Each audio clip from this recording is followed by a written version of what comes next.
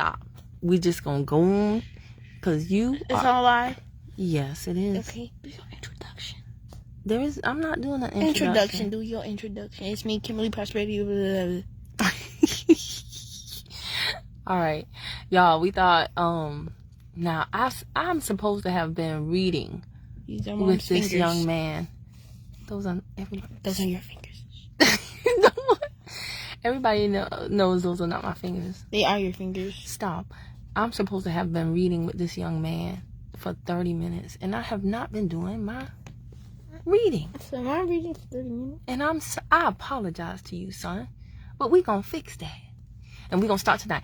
The book we reading is what? Don't Lose the Page. It's Andre Norman's book.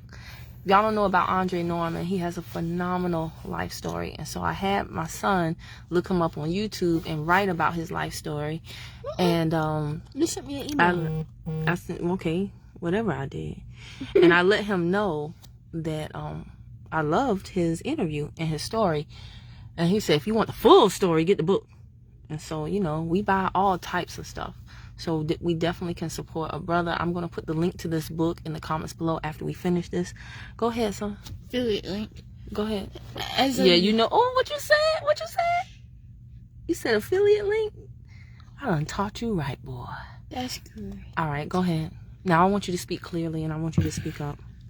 This is a real book, son. Kids nowadays don't know about a real book. This is paper. This is papel. I've read a real book. I literally read one today. I'm so proud. Called Amulet. Thanks. Amulet? Yeah, Amulet. Okay, you'll have to tell me about it, but we're gonna read a little bit of this. Okay, go ahead. The father died. As a young child, there were. Let's start from the very, very tippity top. That's what it's. Oh, okay.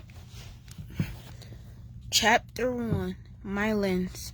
As a young child, there were 3 rules, 3 lessons I had learned that govern my behavior. It's okay to hit people. I'll do whatever is necessary to protect myself. I don't have to explain myself to anybody. I can do whatever I want, whenever I want. My mother was beaten before my eyes for many years, and so I believe that if a mother can be hit, anybody can be hit. When I rode the bus to and from school, white children would stand on the side of the road and throw rocks at us and call us. You can just say niggers. What you say? I said the N-word. But it was on the book, so it's not my fault. When I came home from school, one day, I'm black, so it's fine. When I was in the 2nd grade, I found out my father was gone. No conversation, no explanation that he and my mom were having problems, that I could reach him at his new place, or that he'd come see me so often. Just gone. Okay, pause. I want to address something you said. You said you black, so it's fine to say that. We got to get out of that. Okay. Cause, like, back in the day, do you understand what he said? That like, how your friend, how your friend stands out there and catches the bus. Mm-hmm. Right? Mm-hmm. Can you imagine a white person saying the N-word? That's not while he's waiting for the bus. No. And throwing rocks. Right. This is a different day and age that we live in. So I don't. And now white people have a name. It's like, it's just crazy. It's a lot of things that are very different now. That it's some things that are the same now. But this is his upbringing, right? Okay, so go ahead after just gone. It's okay to hit people. I'm going to protect myself, and I don't have to explain myself. That's the lens I saw the world through as an 8-year-old boy. My mother married her high school sweetheart, a man who eventually went to prison for robbing banks. Before he went away, she had 2 children with him. Afterwards, she met my father, a local drug dealer, and had 4 more children, including me. He was a hustler, whatever that meant, and he routinely beat her. Good job. Now, a lot of people nowadays say they are a hustler. Yes. Does that mean they're a drug dealer? No, that just means that they hustling money. Yeah. But back in the day, usually when somebody said they were a hustler, they were a drug dealer. Yeah. Eventually, she got tired of the abuse. Mm-hmm. You just rewriting the book. Mm-hmm. By one word. She got tired of the abuse and kicked him out of the house. This was right about the time the busing crisis had begun. So now she's a single mother with 6 kids living in the hood. We all know that story, and it's never a good one.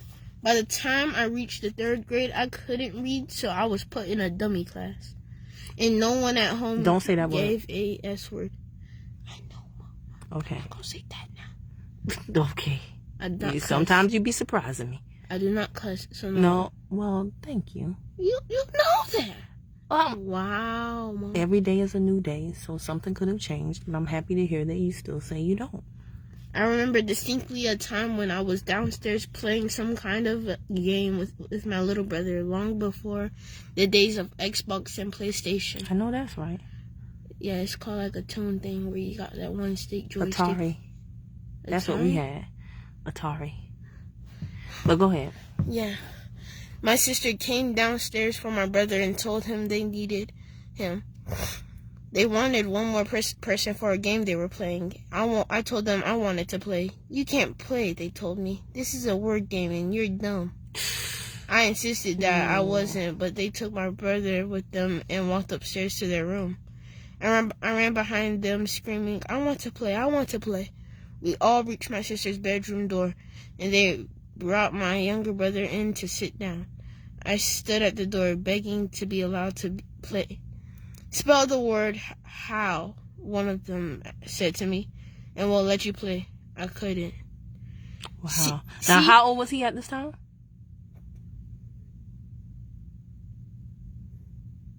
I don't know. Oh, wait, it was in 3rd grade. So that means he was... Oh. Well, it's good that you remember he was in 3rd grade. You know why I asked you that? Because a lot of times when we read, we just read. And what I want you to do is read. You're fine. I want you to read and comprehend. So as you're reading, you have to remember what you previously read. Don't just read the words on the page. I don't know when he was let in school, so I don't know how old he is. Well, no, I think he said he was around like 8 years old. Yeah, No. See, that's the lens I saw the world through as an 8-year-old boy. Top left. There, up there. Yeah, so, well, are you 8 when you're in 3rd grade?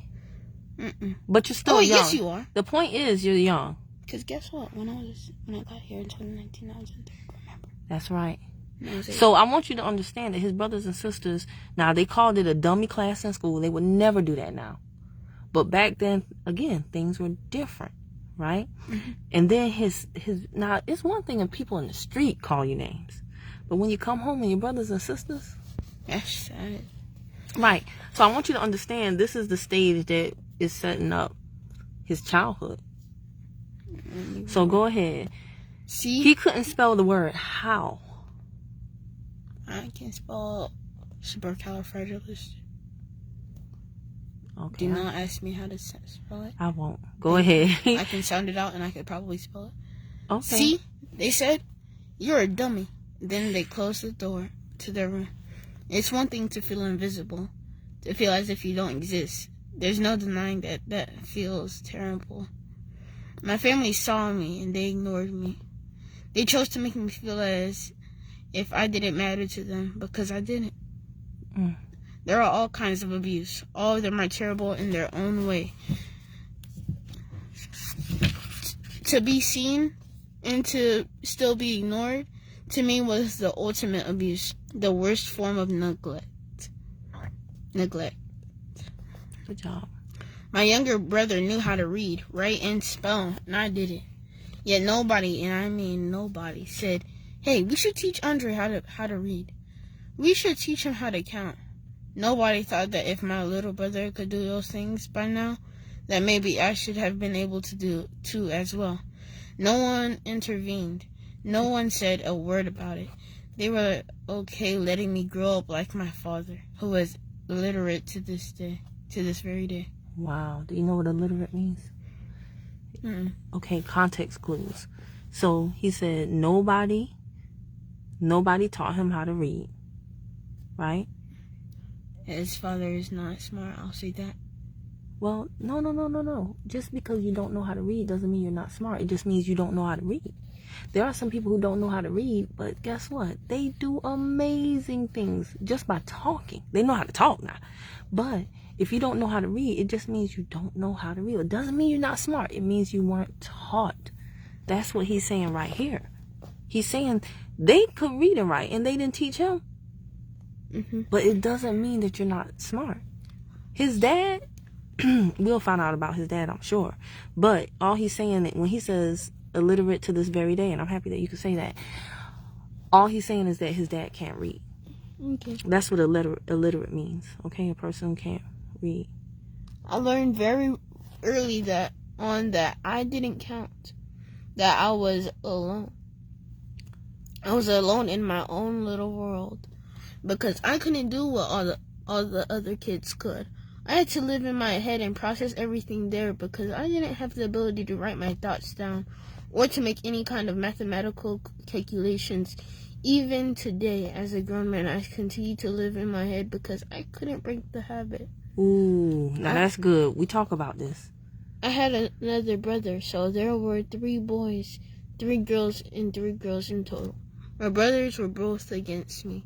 If I had a fight with my little brother and I beat him up, he'd go to my big brother and they both come back to beat me down. Sometimes there was no provocation. They just do it out of boredom. Both my younger and older brother were physically bigger than me, so I never had a chance to had a fair fight. I grew up fighting 2 people from day one, always against the odds. We would fight, I would lose. They would walk away laughing. I'd sit in my room crying, with no one to comfort me. They didn't care. My sisters were older and didn't have time for me. I learned that not only was now you're starting, your clarity is going a little bit.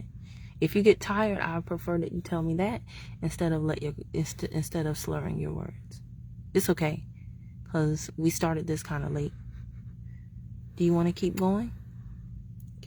I guess. I learned that not only I was alone in a house full of siblings, but that I would suffer alone as well. That solitude became a theme for my life. I wasn't the only one to suffer violence. You're a great reader.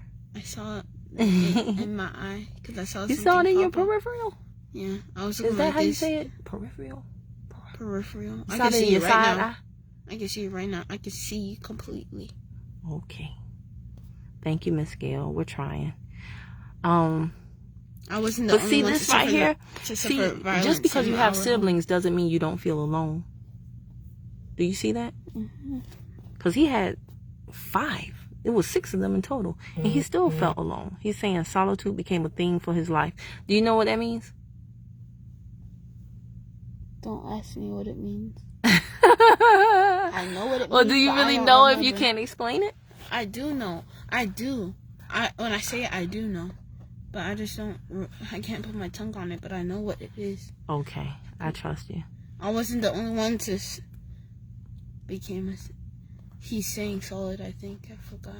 Solitude. Being alone. Isolated. Right.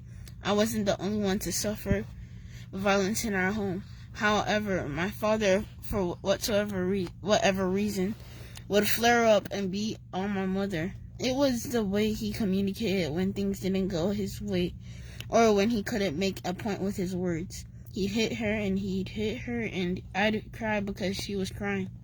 Now, see right there, when he said he couldn't make a point with his words, this is why we've got to get better with communication. Everybody, like, if you have kids in your classroom who are doing crazy stuff, then you don't know what's going on in their house. They might be acting out because they see somebody else acting out, because you know why? They might not know how to communicate how they feel, so sometimes they express it in other ways. So, I want you to remember that it's not always that a person is just bad. Does that make sense? Okay, go ahead. It happened so frequently that Though that the tears stopped coming. So the way you want to pause with your commas now. It happens so frequently though that the tears stopped coming. You're supposed to stop at the comma. There's a comma in between those. Okay. Thank you.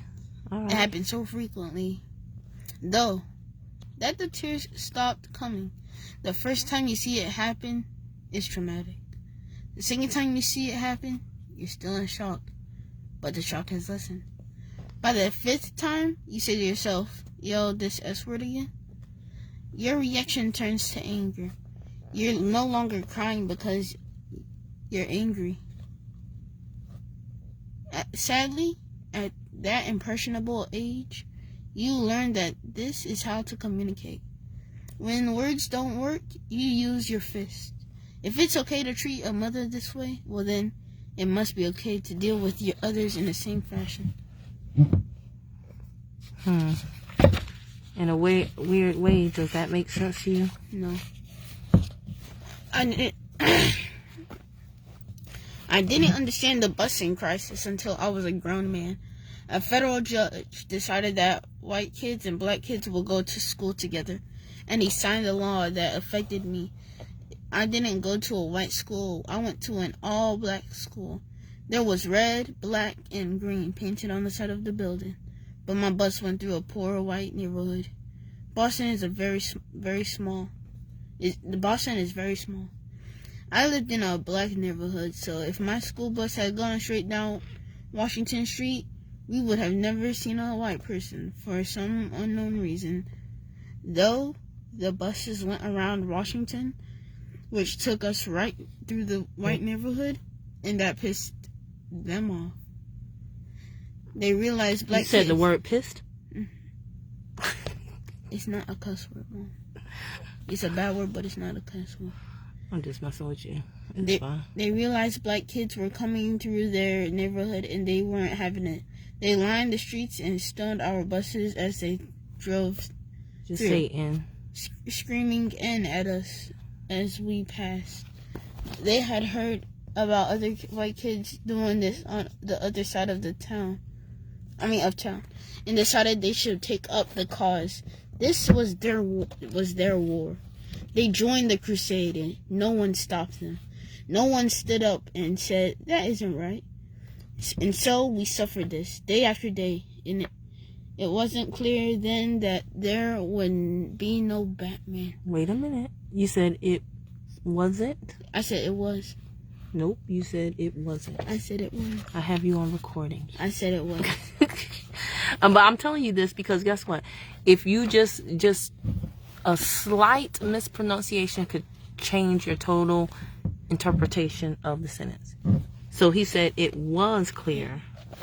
Because it's hard to keep me... No problem. We're about to stop. I want you to stop right up here. You did a good job. You read a good bit. I'm already there.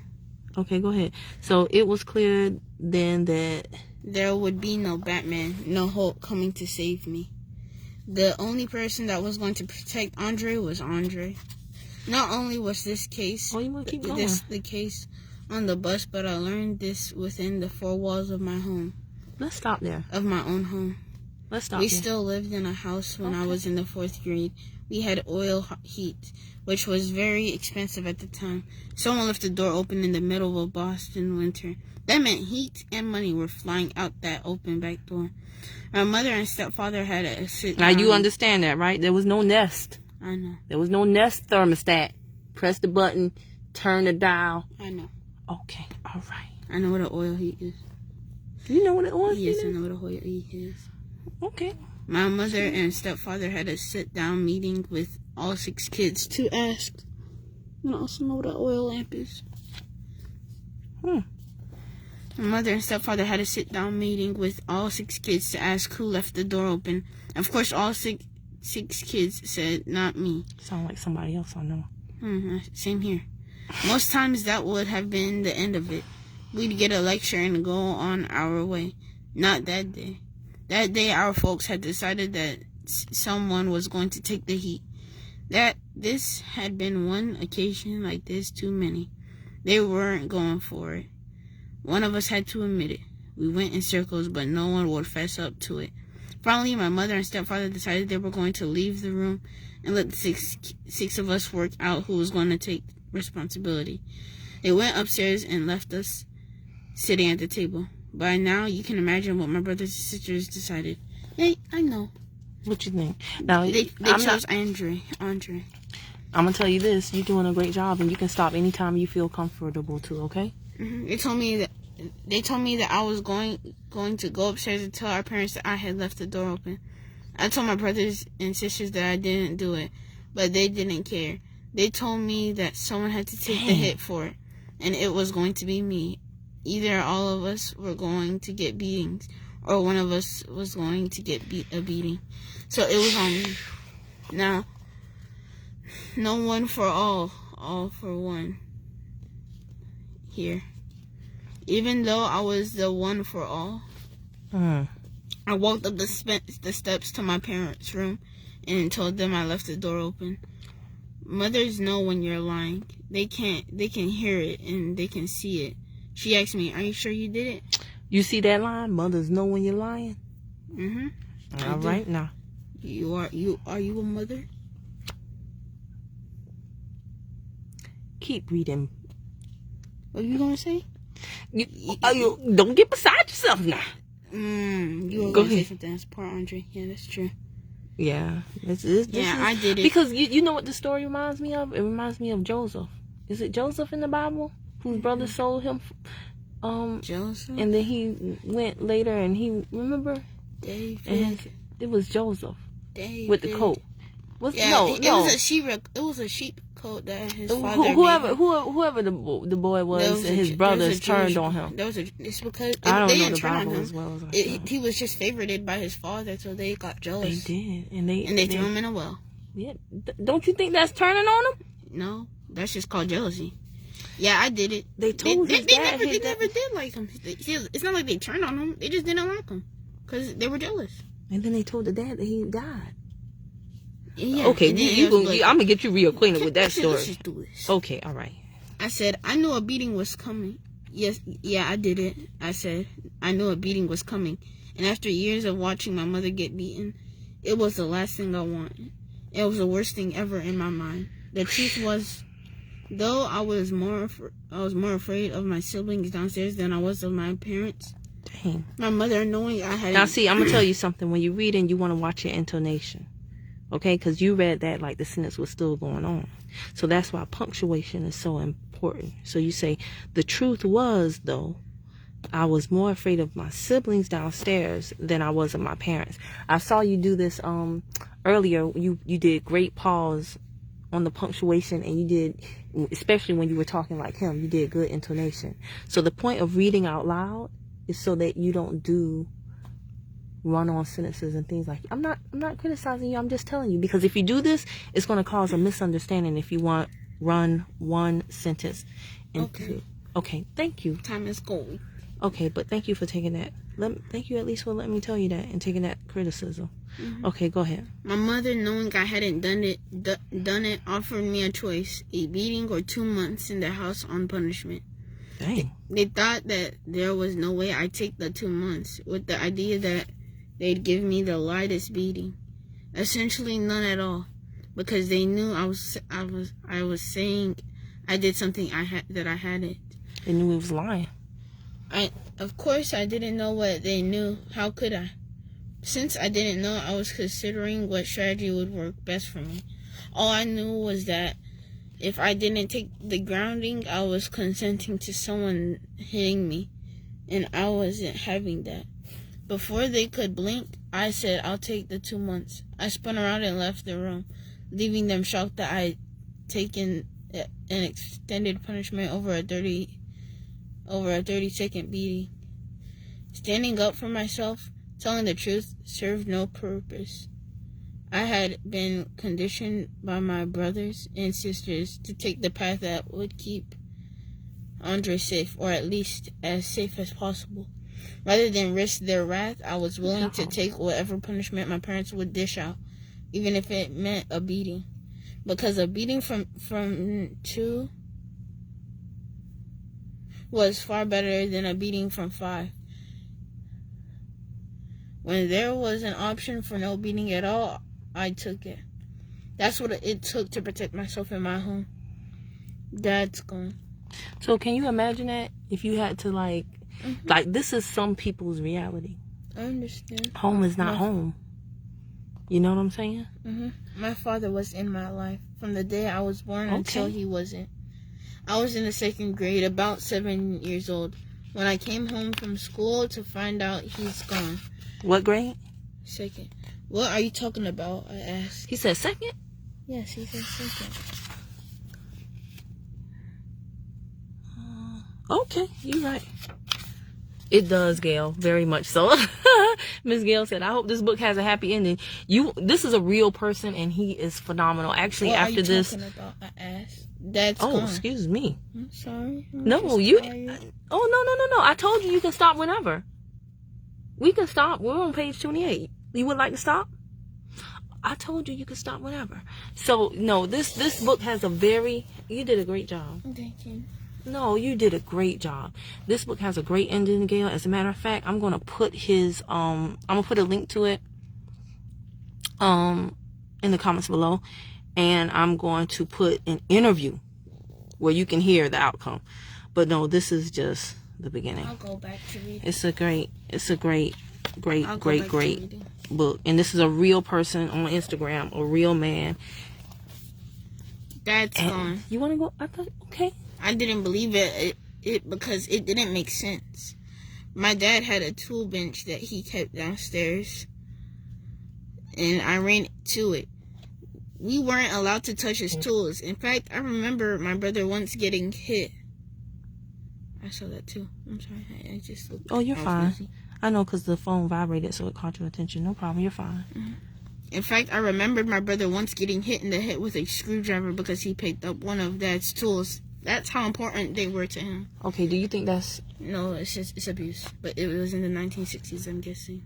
Because he wasn't sick. But do you think that was justified? No, it was not justified. Okay. When I reached the tool bench, I saw that all of his tools were gone. It was then that I understood that he was gone, too. He hadn't spoken to my brothers or my sisters or even my mother. He just left. Imagine going to sleep and waking up the next morning to find one of your feet is missing, just gone. It was there the night before, but now it's not. It's been there your whole life, and now it's not. How do you make sense of that? You don't. Particularly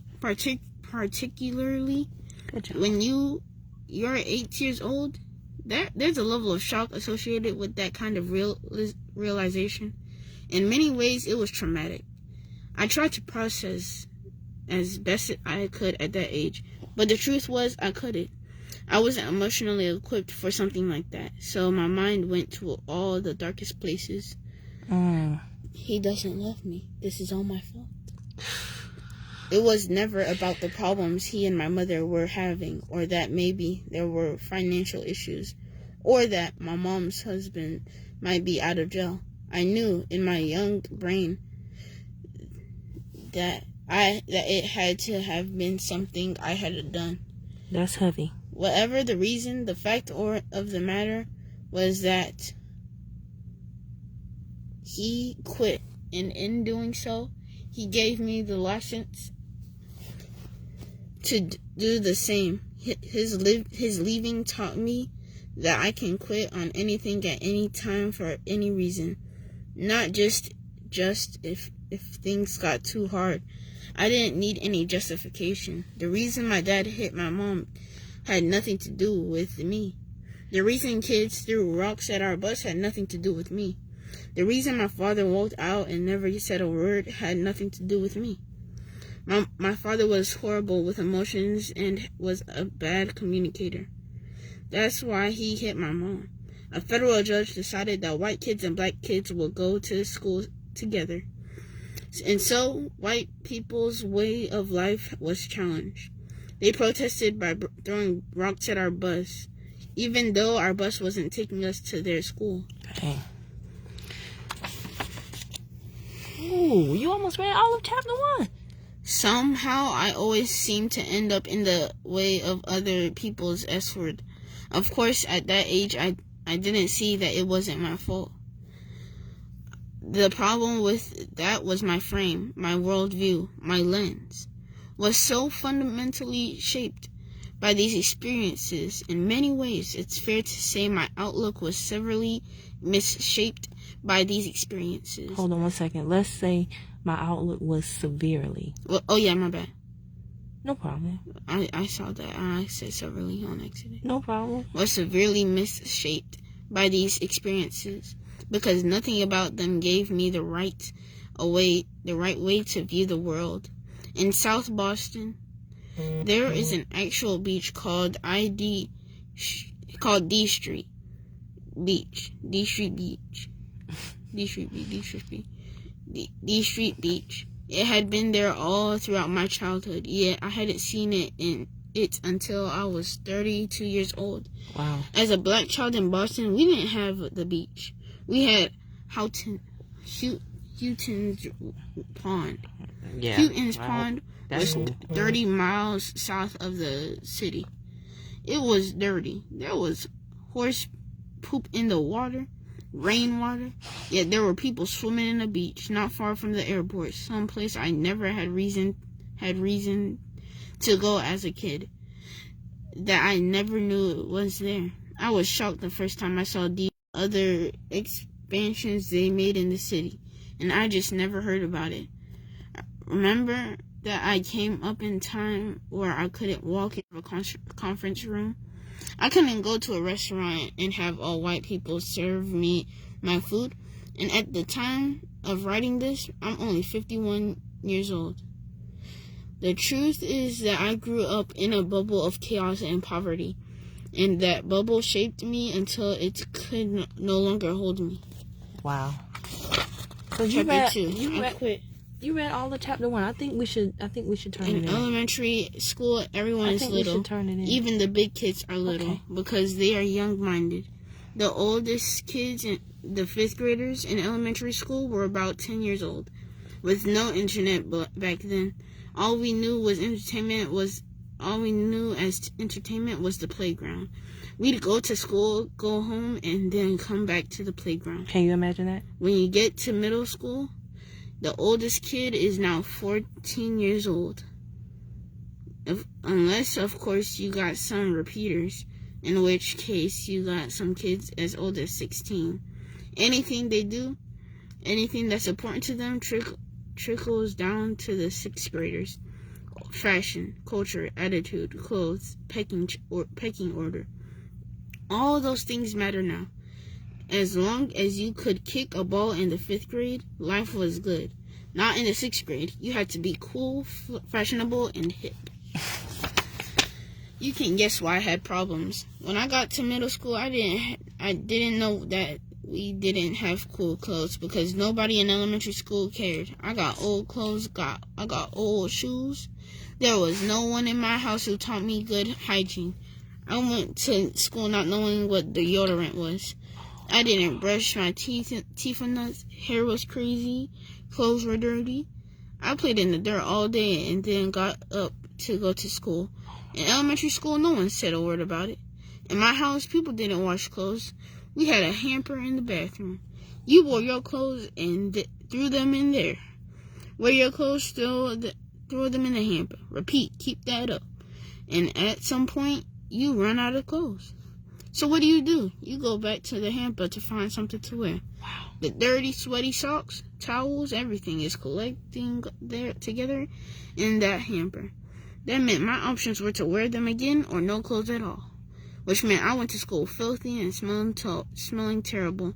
By the time I got to middle school, they started making fun of me. That kid is dirty. Look at his pants. Oh, I like that. Of course, in voices. Okay, I'll hush. Of course, in my mind, I'm wondering what the big deal was. What the big deal is. I was playing yesterday. What were you doing? I didn't know I was supposed to come to school with clean clothes every day. This is every day. My heart. I thought you played and kept going. Not even the teachers in elementary school told me any differently. When I got to middle school, the kids were vicious. They started giving me the business for being dirty. for being poor, for not having. Before this, I never wanted anything. Now I came home to my mom with, I need all of this stuff to be cool. These pants, these shirts, these jackets, this hat, these clothes, this bag. The list was endless. She looked at me like I was crazy. I got to feed you, she said.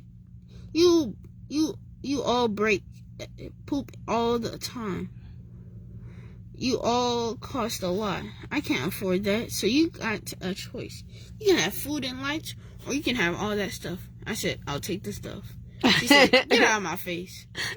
Who needs a free lunch for? I didn't know what a free lunch was. In elementary school, lunchtime came, and they give you food. In middle school, you had to fill out the form. You had to physically take it home, have your mother sign it, and bring it back. Maybe they filled it out for you in elementary school. I never really knew. Either way, it was announced in front of everyone that I was one of the kids who needed to take home the form. It was the most embarrassing thing I'd ever experienced up to that point in my life. I had to get up and walk to the front of the room, take this welfare form, and sit back down. Everyone's eyes on me. I'm already seen as the dirty, dusty kid. I'm already uncool. Now I had this indignity to add to the list. Every day that I didn't return the paper, the teacher gave me the business. Where's your form, Andre? She'd say. Where's the form? You had 3 more days before you had to pay your lunch, and you can't pay for your lunch, so you better bring that form back to me. I hated her. Finally, I got the form signed. After that, I went down to the cafeteria at lunchtime, where they had these huge books. Way before the days of laptops and iPads, where they kept a list of every student who was on the free lunch program. Every day I had to approach the woman who managed the book and stand there while she flipped through the pages to find my name and check it off. It was humiliating. To make matters worse, the cafeteria team, or the lunch mothers as we used to call them, would make Italian sheet cakes. They put delicious looking icing on them and cut them up to sell them for 25 cents a piece. I would come through that line every day just staring at that cake. Chocolate one day, yellow cake another day, vanilla the next.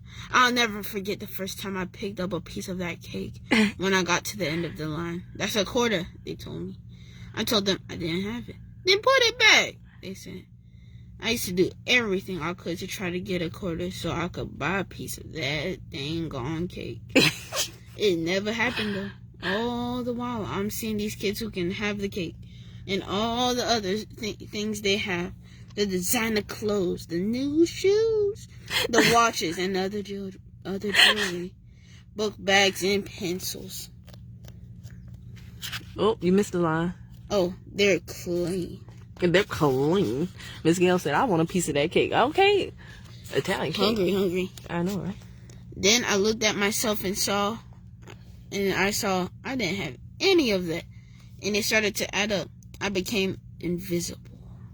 It wasn't just that they made fun of me, which they did. It was that it became crystal clear how different I was. How I would never have what they had. Nothing good was happening for me emotionally in school. I didn't want to go anymore. An offer. One of the few friends I had at the time told me that someone in his family had a hookup. We could get plugged in to become drug runners in the park. Back in the day, there were rules on the street. The younger kids could hustle until 6 p.m. After that time, all the little guys had to get off the block. And that's when the older kids came out. Whatever older meant. I didn't exactly know. I just knew we were the little kids and we had to go home. At any rate, my friend's family member had it hooked up after school. We could go to the park and be runners. Whoever the drug buyers were, they would pull up and tell me I need 5 bags of weed. I'd run and get the 5 bags or 2 bags or whatever else they needed. And at the end of the day, I got paid. All of a sudden, I've got enough money to buy the clothes I want. I have enough money to buy all the things I need. I can go through the lunch line, pay for my own food, and you guessed it, buy as much of that dang on sheet cake as I wanted. It was all good, except it wasn't. I was in a place where I was accepted, but it was for all the wrong reasons. I didn't have to end up there. In fact, there were people all along the way who did try to help me. While I didn't have any real athletic abilities at the time, I did well academically. And a few of my teachers saw a great deal of potential in me. One in particular was Miss Oliver. She was in the dummy class. The teacher there took... Who? Say that again? Dummy class. She was in the dummy class? While I was in... That's okay. While I was in the dummy class, the teacher there took a vacation, so we were placed in another classroom with a teacher, Miss Oliver. I had no discipline, so I was jumping around the room acting stupid. She told me, sit down. I said, you know I'm from the dummy class, so what do you want from me? She grabbed me and slammed me into my chair. Ooh. I told you to sit down. She said, you're not acting the fool on my watch. Come on, Ayala Bazat.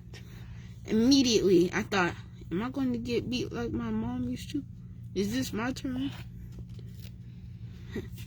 Miss Oliver, come through, Miss Oliver. I was terrified. But then she did me the biggest favor anyone has ever done for me. She took me out of the dummy class and put me in hers. You're not a dummy, she said. Come through, Miss Oliver. You just learn differently. Say that again. You just learn differently. She took the time to teach me my learning style. At first, I did whatever she said out of fear because I was scared I was going to get hit. Then I did whatever she said out of my respect because she kept showing up for me. By the end of the school year, I ran to her class because I knew she loved me. She had taught me how to read and write. When the year was finished, she said something I'll never forget. This is your style. This is who you are. Don't let anybody take it away from you. Don't let anybody take it from you.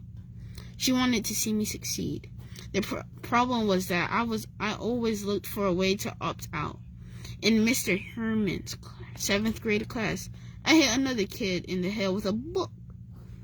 Instead of chalking it up to my being a bad kid, Mr. Herman recognized that I had it rough. He was the track coach and decided to put me on the team. After some training, I ran my first race and did well. However, the second time I ran, it was a long distance, something I hadn't trained for, and I got blown out. I got so embarrassed that I ran straight out of the stadium and never returned to the track. Mr. Herman tried to talk to me afterward, in much the same way all the other teachers did. They spoke to my gifts, saying that I was gifted, that I was athletic, intelligent, and articulate, that I could be doing so much better, that I could be doing so much better, so much more than I was doing. What they weren't doing was helping me process my pain. I didn't want them to save me. I wanted it to be my father who did it. I was alone. I had no support, no guidance. The people who were trying their best to provide it for me couldn't speak to that which was hurting me the most. To their credit, I don't think I could have told them, because I don't know that I knew it for myself. I knew it for myself. I wanted my father to be my savior, not them. Ironically, though he no longer lived with us, we still saw my father from time to time. He showed up at the house sporadically. Good job. We got to go visit him every now and then, though he did nothing when we were there. We'd sit in his room the entire weekend, yet he was still Dad. I knew no other. He was it. All I wanted him to do was wake up one day and say, "You know something, son. We got this." I never wanted that spot to be filled by someone else. I waited and waited for him to be the one. I just knew that eventually he was going to show up. He might have told me once that he was coming for me. In my child's mind, I latched onto that and kept it in my subconscious that it would someday be true. You good? Let's stop. You did a great job. Do you see how many pages you read? 42 pages. I told you could stop it. This is a good stop point. I enjoyed that. We'll pick up here the next time, okay? Let's get you to bed. What did it say? That it would someday be true. Of all the things I remember that my stepfather did for me, it was that he taught me to tie my shoes.